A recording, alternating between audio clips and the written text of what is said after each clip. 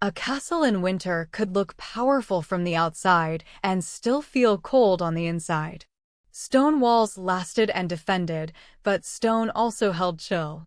Large rooms, high ceilings, drafty passages, and limited heat made comfort uneven.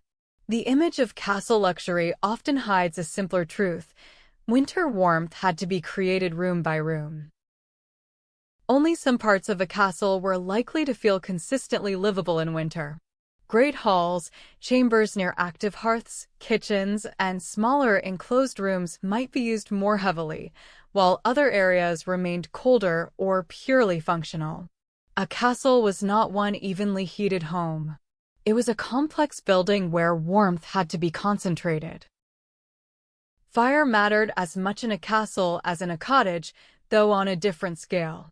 Hearths and fireplaces were necessary, but heating large spaces took enormous fuel.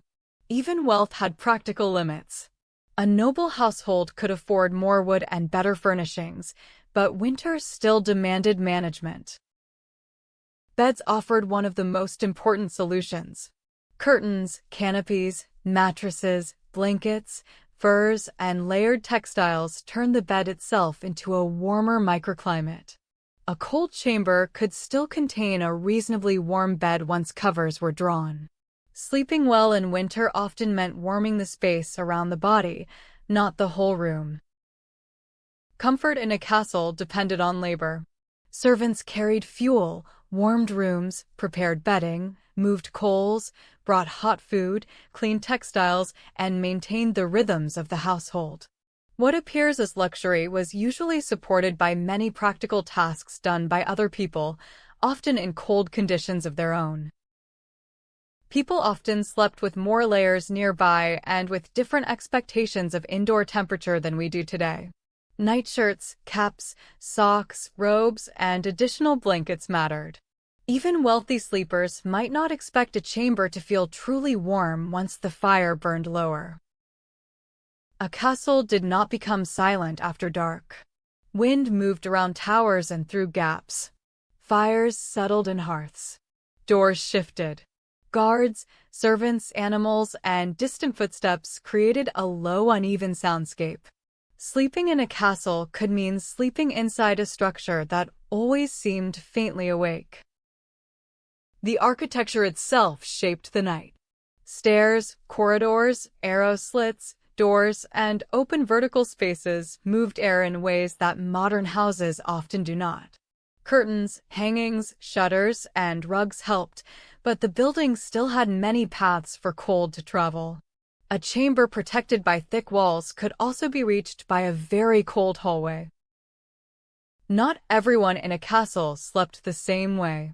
The lord's chamber, guest rooms, servants' quarters, and guard positions all had different conditions. Rank changed bedding, privacy, access to fire, and control over space. A castle contained many winters at once, one for the privileged, another for the people who kept the place running. Evening routines mattered. Warm food, drink, enclosed beds, and time near the hearth all helped prepare the body for sleep. Winter nights were easier when the household turned ordinary acts into insulation, eating, layering, banking the fire, closing drapes, and reducing exposure before rest.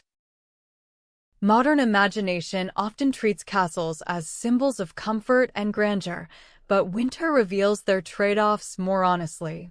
They were defensible and prestigious. They were also difficult to heat, difficult to maintain, and often less comfortable than their image suggests. A castle bed in winter could be luxurious and still exist inside a cold world. To sleep in a castle in winter was to sleep inside a contradiction: strength and exposure, wealth and discomfort, distance and labor. Warmth did not come from stone. It came from fabric, fire, routine, and people. The bed was the island. The castle around it remained winter.